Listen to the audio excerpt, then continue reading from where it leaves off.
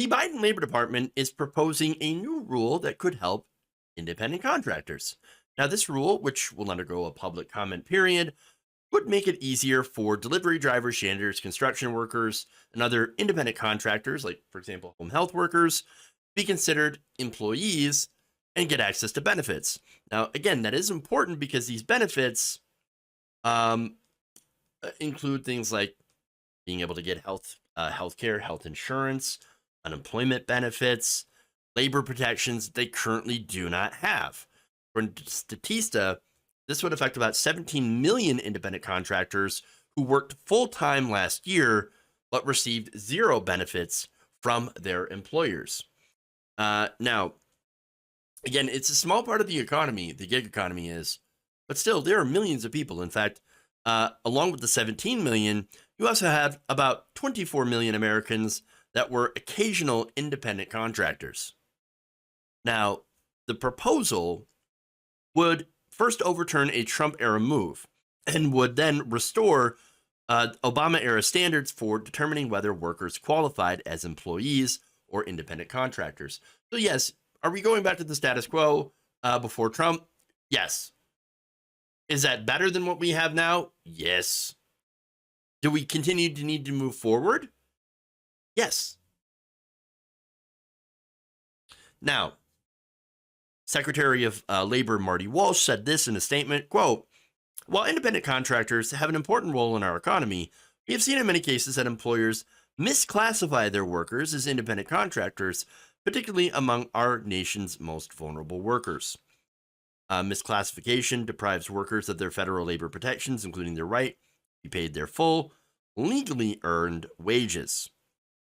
So now, what are these classifications, right? So you got independent contractor and you've got employee, right? Basically, an independent contractor is somebody who works for a short period of time on a job that isn't exactly integral to your business model, right?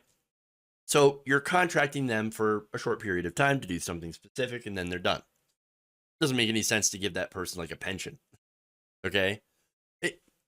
Now, that said, an employee is a long-term worker for a company, person, or small business that is integral to your business model. Now, when it comes to, for example, Uber, well, you're not going to have an Uber without the drivers. That's just not going to happen. And so, yes, I would consider them to be employees. Now, in my line of work, for example, you would need an editor and a producer or all those things, right?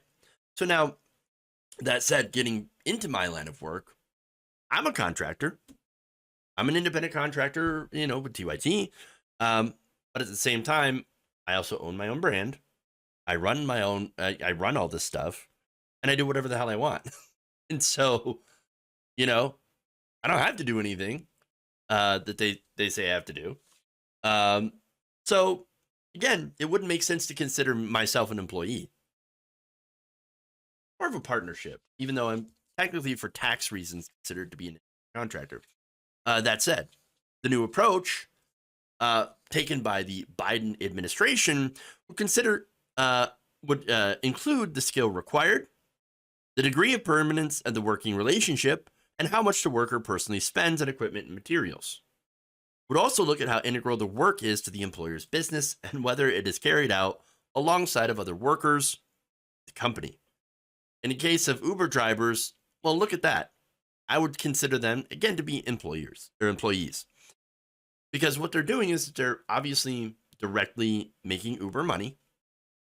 You're not using a vehicle from Uber, you're using your own vehicle. They're not paying for your gas.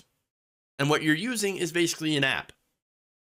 But that app wouldn't exist without the drivers. And by the way, for that app, they take a cut from you, anywhere from 20 to 25%. They set the fees. They can penalize you for rejecting rides.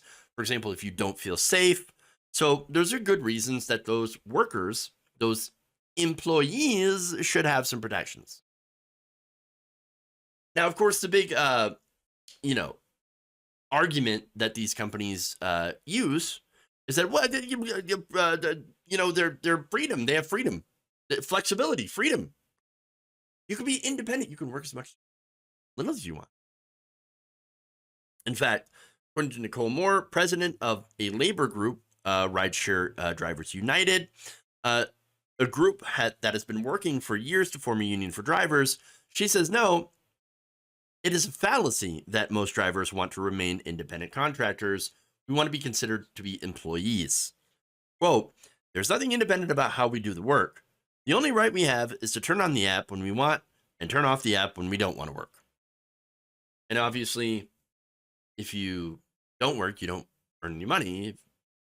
So you're really, really pressured to turn on the app as often as possible. Moore said the Labor Department proposal was a step in the right direction, but expressed concerns about enforcement. She said, quote, look, this rule was in place when Uber and Lyft first started, but they had no intention of following it, and nobody enforced it. And look, that is an issue. That is something that needs to be watched for if this rule ends up coming back under the Biden administration. Because, yeah, this could be hailed a giant win for workers, but if nobody enforces it in the Biden administration, well, then it's not really a win, is it?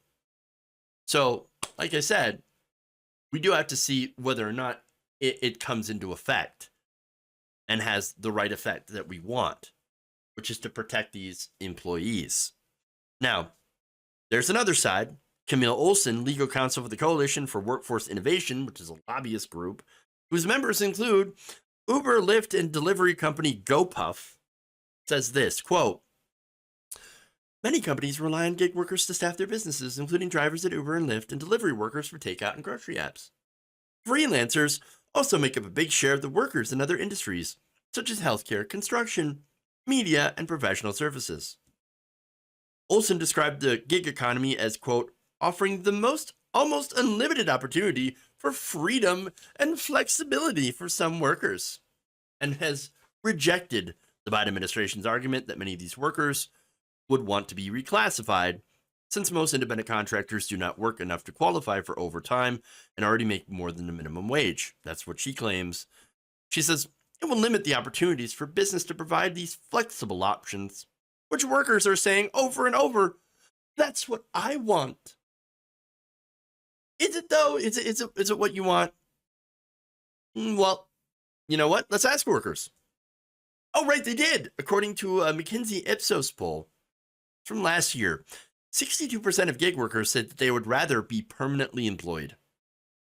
And among immigrants and workers of color who disproportionately make up the gig workforce, sentiment is even stronger. Quote, 72% of Hispanic and Latino gig workers, 71% of Asian American gig workers, and 68% of Black gig workers say that they would rather be permanent or non-contract employees, as did 76% and 73% of first and second generation immigrants, respectively. So, Camille, what about that? Are you sure? Did you even ask the workers? No, here's who she asked. The boss. 70% of executives, mostly from large US firms, said that they plan to ramp up their reliance on contract and temporary workers, according to another McKinsey study from September of 2020.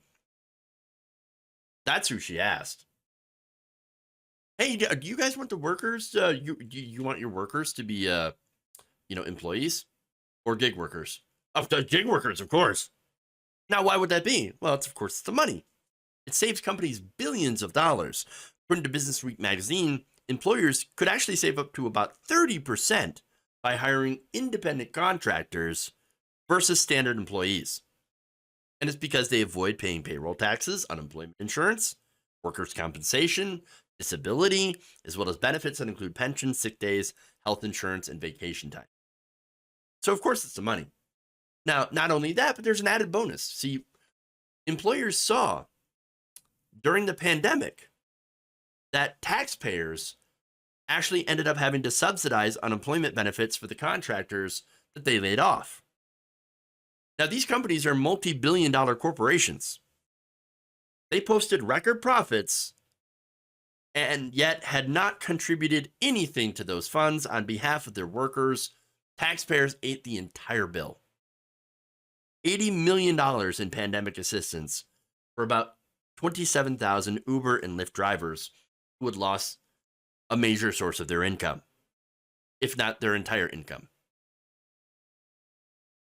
Again, if you're doing somebody, if you're doing something that requires you to hire someone for temporary work, like maybe around the office, you're going to be there for a couple weeks, project you're going to hire somebody on for, you don't need to set up a retirement plan for them, sure, but they're working for you on a constant basis, then yeah, you should be required to treat them as employees, offer them benefits and these protections.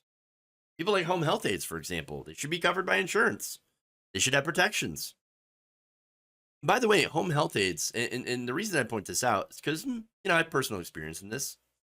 My wife worked as a home health care aide, and I remember when she was working for a client, she ended up being sexually harassed by that client. Obviously, I was furious. Who wouldn't be, right? She ended up going to management. You know what they did? Pretty much nothing. They gave her a gift card. Here's a $25 gift card.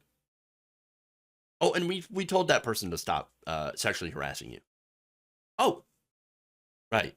No, she quit. That's the kind of thing that contractors deal with. And it's not just home health aid workers. It's also, again, Uber drivers. Many other gig workers that are not protected and end up having to quit when, they are either assaulted, sexually assaulted, or just exploited and underpaid. They get treated like garbage. So I do want to see this rule go through. I hope it does, and I think if it's enforced, yes, it will help strengthen worker protections. And then we should go further. We should do more so that we can cut down and eliminate the exploitation of workers.